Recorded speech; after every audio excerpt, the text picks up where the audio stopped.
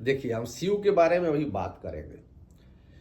शिव का तीसरी आंख क्या है? क्या यहाँ पर तीसरा आंख है जिसको बाहर से देखते हैं?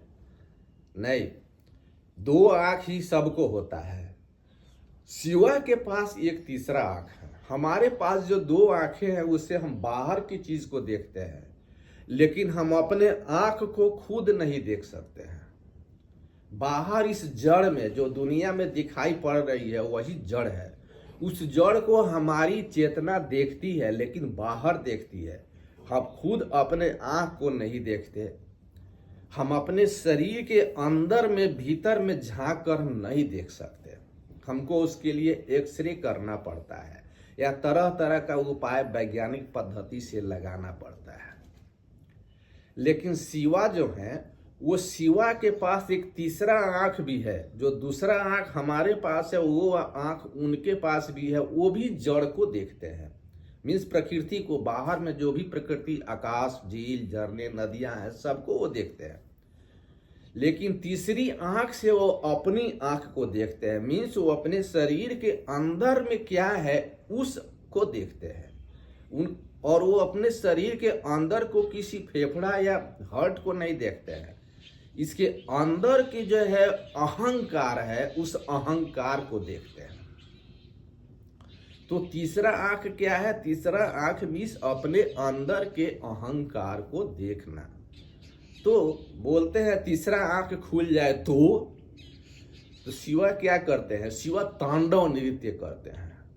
तो शिवा का जब तीसरा आंख खुलता है, जब अंदर में वो देखते हैं अपने शरीर और उनको जो अहंकार दिखाई पड़ता है, तो अहंकार को मारने के लिए वो तांडव नृत्य करते हैं। तो लोग बोलते हैं, साधारण भाषा में हम लोगों को पता चलता है शिवा तांडव करेंगे तो दुनिया नाश हो जाएगा। ये दुनिया नाश नहीं होगा। शिवा अपने अंदर के अहंकार को नाश करते हैं। तो ये है शिवा का सच्चाई, तीसरा नेत्र। अब हम बोलेंगे रुद्राक्ष क्या है। हमको रुद्राक्ष के बारे में अभी तक यही बताया गया है पुराणों के माध्यम से कि रुद्राक्ष जो है शिवा के आंख से निकले हुए आंसू से एक पेड़ जमा उसका फल है। उसको हम यूज करेंगे तो हमें शिवा का आशीर्वाद प्राप्त होगा। ये कहाँ बताया गया? पुराण में।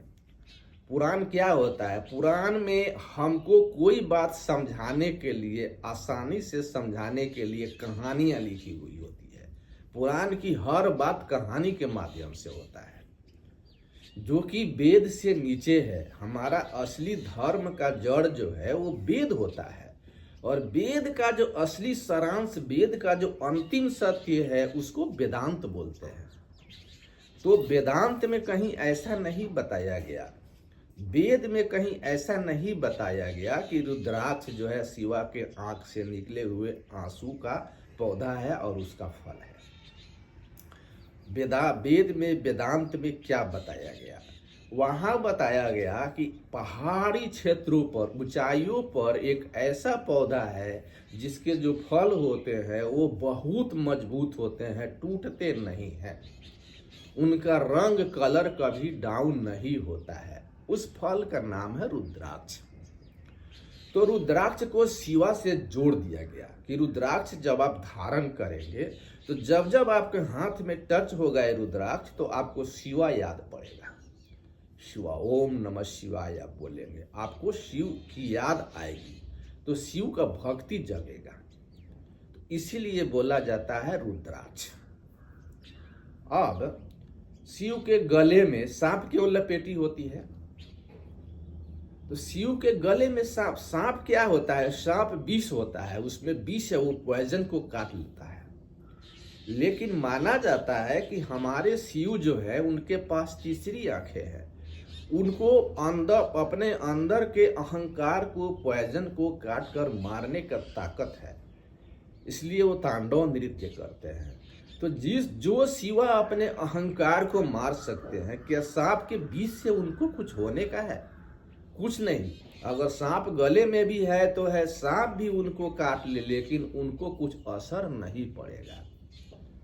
कहने का मतलब जो त्रिनेत्र है, जो अपने अंदर के अहंकार को मार सकता है, उनको उन पर किसी तरह से बाहरी पॉइजन का, जहर का, विष का प्रभाव नहीं पड़ सकता है। अब चलिए तीर्थ स्थल क्या है, तीर्थ स्थल का असली रहस्य है क्या। आपको तो यह बात पता होगा, चाहे नहीं तो अभी जान लीजिए। परशुराम जी थे, वो शिव के परम भक्त थे। शिव के बारे में एक एक बात परशुराम जी जानते थे। तो तीर्थ स्थल, शुरू में तीर्थ स्थल का निर्माण परशुराम ने ही किया। जो तीर्थ स्थल बनाया गया है वो पहाड़ की ऊंची चोटियों पर, ऐसे जगह पर जहां प्राकृतिक छटा बिखेर रही हो, जहां नदी है, झील है, चिड़िया चहचहा रही है, ऐसे जगह में है वो तीर्थ स्थल सब, जहां पर पूरी की पूरी प्रकृति हो, आपके दिमाग को शांति हो। और आप जब वहां जाएं तो आपको जाने में कुछ यादगार हो। प्रकृति के अंदर धीरे धीरे जा रहे हैं, समय लग रहा है, अंदर में आपकी प्रकृति जा रही है, आपका मन अच्छा होते जा रहा है, मन का अहंकार टूटते जाता है, अहंकार टूटते जाता है। मान लिया केदारनाथ अब जब जा रहे हैं तो आपको 1 सप्ताह 2 सप्ताह कितना ही दिन पैदल चलते हैं, आप प्रकृति के बीच में पहाड़ देखते हैं, नदियाँ दिखती है, शांति देखती है, मन में बाबा बाबा करते हैं। मीन्स आप जितना ही आप टाइम देते हैं और बाबा बाबा करते हैं, उतना ही आपके अंदर का अहंकार निकलता है। मीन्स आपकी तीसरी आंखें खुलती है, तीसरी आंखें खुलती है, तब तो आपको अहंकार मिलता है, कटता है। अहंकार काटने के लिए क्या साधन है? प्रकृति और आपका मेमोरी, याद। इसीलिए तीर्थ स्थल ऐसे जगह पर बनाए गए हैं जहां आपको जाने में कठिनाई हो, जो प्रकृति के बीच में हो। यही तीर्थ स्थल का असली रहस्य है। देखिए, शिवा को औघड़ दानी बोलते हैं। हमारा ये प्रश्न है कि शिवा का धन बांटने से बढ़ता क्यों है? शिवा जितना धन बांटते हैं उतना ही बढ़ता है। हम लोग शिवा को औघड़ दानी बोलते हैं। औघड़ दानी का शिवा से कहा जाता है, आप कुछ भी मांगिए वो दे देंगे, अच्छा मांगे अच्छा दे देंगे, बुरा मांगे बुरा मांगे, सांप मांगे सांप दे देंगे, सोना मांगे सोना दे देंगे। शिवा तो औघड़ दानी है। तो क्यों ऐसा क्यों?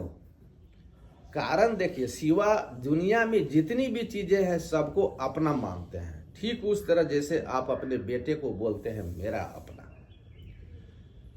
तो शिवा दुनिया में कोई भी चीज है, कोई भी जीव जंतु कुछ भी मांग ले वो सीधा दे देते हैं। ये मानकर देते हैं कि मैं अपने को दे रहा हूं, वो मेरा ही है, उसको हम दे रहे हैं खुशी से।